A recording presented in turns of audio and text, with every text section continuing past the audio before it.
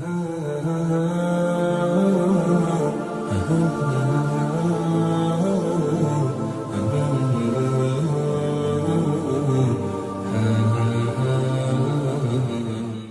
اللہ الرحمن الرحیم نحمدہ ونصلی علی رسولہ الکریم اما بعد فاعوذ باللہ من الشیطان الرجیم بسم اللہ الرحمن الرحیم قال اللہ تعالی فی القرآن المجید والسابقون السابقون اولئک المقربون صدق اللہ العظیم اللہم صلی علی سیدنا و مولانا محمد النبی الامی وعلی آلہ وسلم تسلیما۔ تمام تعریفیں اللہ رب العزت جل جلالہ کی جو پوری کائنات کا خالق و مالک ہے، رحمان ہے، رحیم ہے، قدوس ہے، عزتیں عطا کرنے والا ہے، ہماری شارک سے زیادہ قریب ہے۔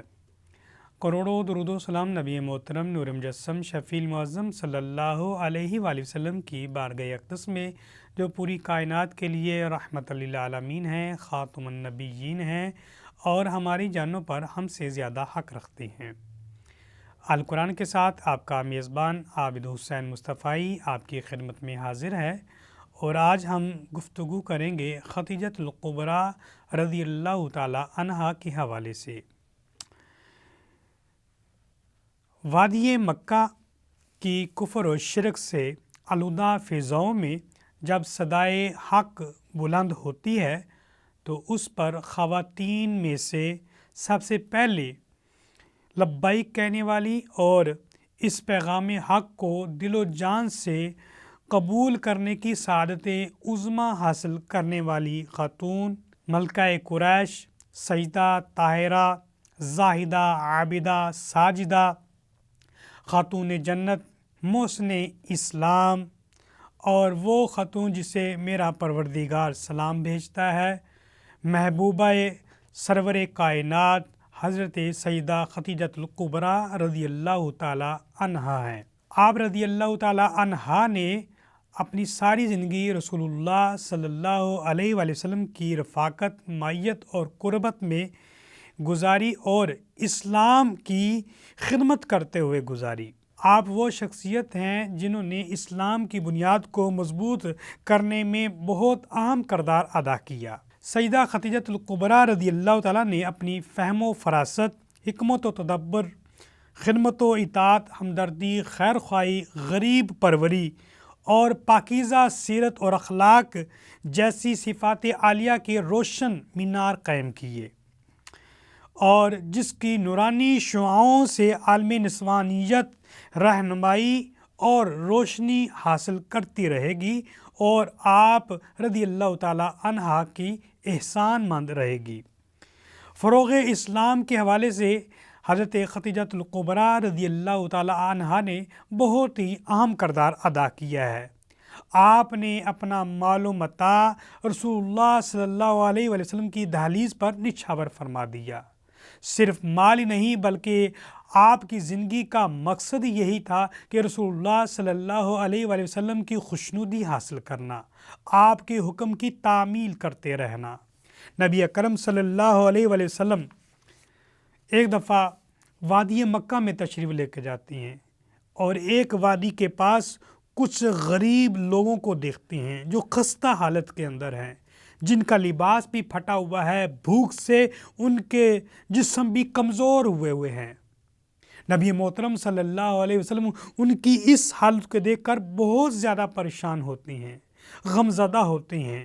آپ گھر میں تشریف لاتی ہیں تو آپ کی اہلیہ خدیجۃ الکبریٰ رضی اللہ تعالی عنہا آپ کو دیکھتی ہیں پریشانی کی حالت میں۔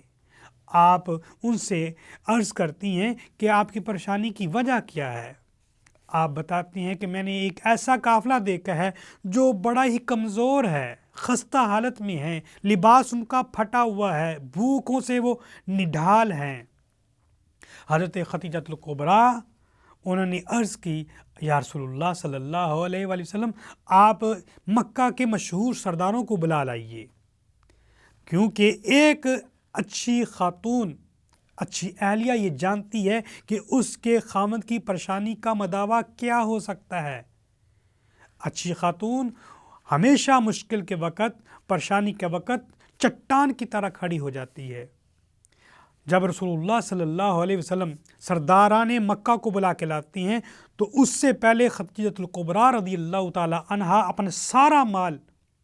صحن کے اندر ڈھیر لگا دیتی ہیں، اور اتنا بڑا ڈھیر لگتا ہے کہ رسول اللہ جب آتی ہیں تو اس ڈھیر کے پیچھے چھپ جاتی ہیں،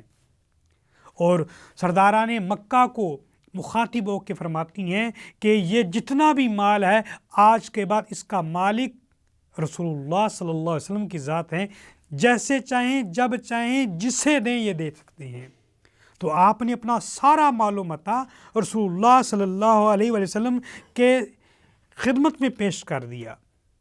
اور اسی طرح آپ نے اپنی زندگی کو رسول اللہ صلی اللہ علیہ وسلم کے ساتھ اتنے خوبصورت انداز میں گزارا کہ آپ کی دانش مندی اور آپ کے ازواجی زندگی سے رسول اللہ صلی اللہ علیہ وسلم بہت خوش ہوا کرتے تھے،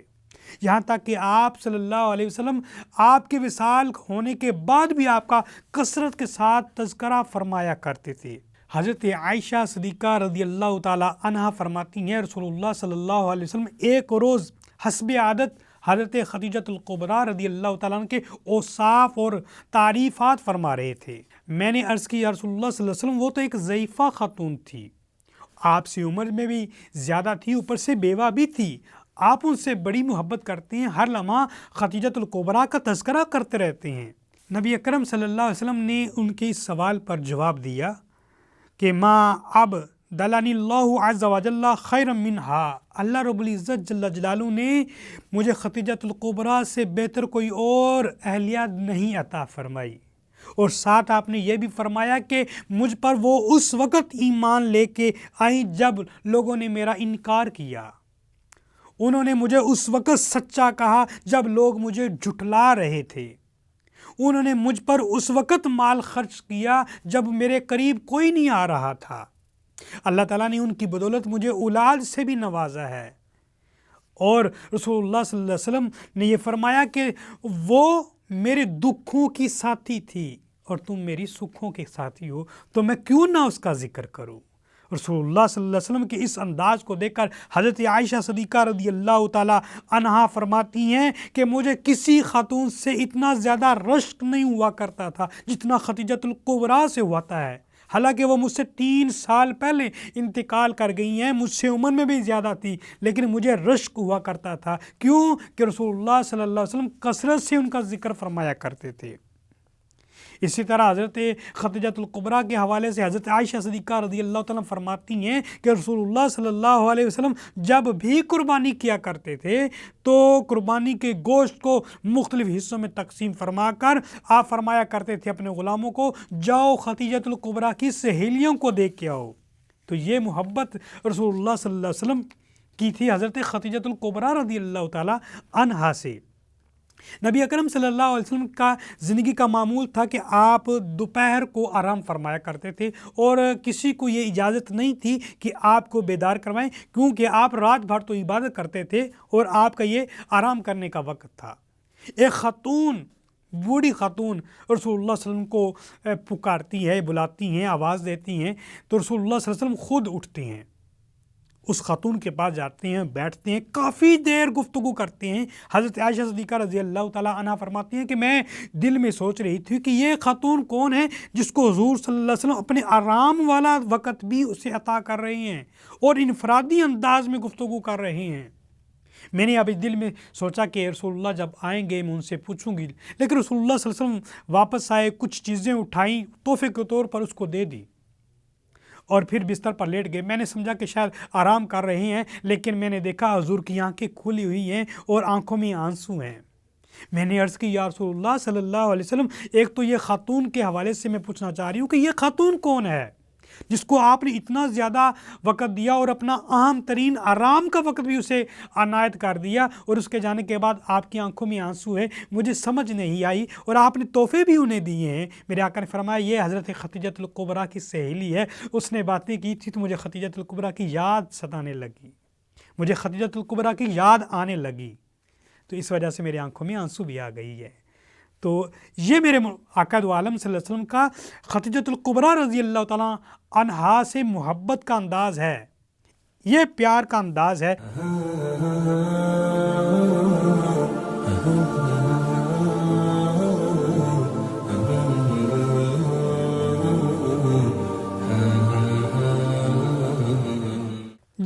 پہلی وحی نازل ہوتی ہے تو رسول اللہ صلی اللہ علیہ وآلہ وسلم پر پہلی وحی نازل ہونے کے اثار کی وجہ سے آپ کو بخار ہو جاتا ہے، آپ کو سردی لگتی ہے اور آپ کانپنا شروع ہو جاتی ہیں۔ گھر میں حضرت خدیجہ الکبریٰ رضی اللہ تعالی عنہا آپ کو لپیٹتی ہیں اور آپ انہیں بولتی ہیں مجھے خدشہ ہے کہیں اس بخار کی وجہ سے اور اس سردی کی وجہ سے جو مجھے لگ رہی ہے کہیں ہلاکت کی طرف نہ چلا جاؤں۔ اس وقت جو دلاسا دینے والی ہے وہ خاتون جنت ہے خدیجہ الکبریٰ رضی اللہ تعالی عنہا۔ آپ فرماتی ہیں آپ کو اللہ تبارک و تعالیٰ کبھی بھی نہیں چھوڑے گا، کبھی بھی ضائع نہیں کرے گا۔ کیوں؟ آپ نے پھر صفات گنائی، آپ نے فرمایا آپ تو غریبوں کی مدد کرتے ہیں، کمزوروں کا ہاتھ تھامتے ہیں، یتیموں کے سر کے اوپر ہاتھ رکھتے ہیں،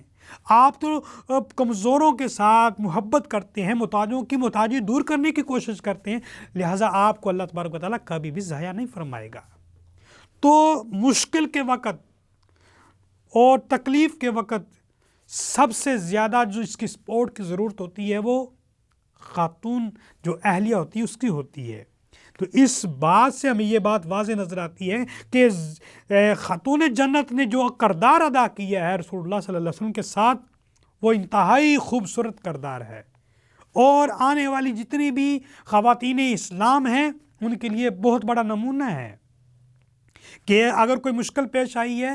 کوئی تکلیف پیش آئی ہے تو بجائے شکوہ شکایت کرنے کے حوصلہ افزائی کی جائے۔ آج بہت ساری خواتین ایسی ہیں کہ اگر سہولت ہے، اگر آسانیاں ہیں اس وقت تو وہ بڑی خوش ہوتی ہیں، لیکن جو ہی کوئی مشکل پیش آتی ہے تو الفاظ کہنے میں ذرا بھی عار محسوس نہیں کرتی۔ وہ کہتی ہیں کہ جب سے آپ کی طرف آئی ہوں ایک دن بھی سکھ کا سانس نہیں لیا۔ جبکہ خدیجہ الکبریٰ رضی اللہ تعالیٰ عنہا جو خود بڑی مالدار تھی، 20 آپ کی نوکرانیاں تھیں، لیکن سب کچھ رسول اللہ صلی اللہ علیہ وسلم کے نام پر نچھاور کرنے کے بعد خود رسول اللہ کی خدمت بھی کرتی ہیں۔ وہ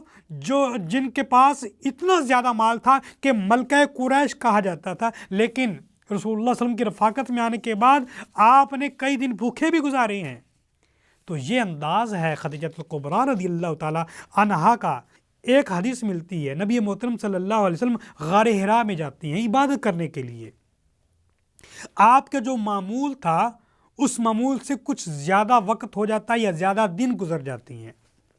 حضرت خدیجہ الکبریٰ رضی اللہ تعالی عنہا پریشان ہو جاتی ہیں اور دل میں خیال کرتی ہیں کہ رسول اللہ صلی اللہ علیہ وسلم اتنی دیر ہو گئے آئے نہیں، وہ بھوکے بھی ہوں گے پیاسے بھی ہوں گے، میں ان کا خیریت بھی دریافت کر لوں اور ان کے لیے کھانا بھی لے کے جاؤں۔ خود کھانا بناتی ہیں، مشروب بناتی ہیں اور غار حرا کی طرف سفر کرتی ہیں۔ جب سفر کرتی ہیں حضرت جبرائیل علیہ السلام حاضر ہو جاتی ہیں۔ حضرت ابو ہریرہ رضی اللہ تعالیٰ عنہ فرماتی ہیں کہ اتا جبریل نبی صلی اللہ علیہ وسلم فقال یا رسول اللہ صلی اللہ علیہ وسلم حاضی خدیجہ تو قد آتت معها۔ حضرت جبرائیل علیہ السلام حاضر ہوتے ہیں،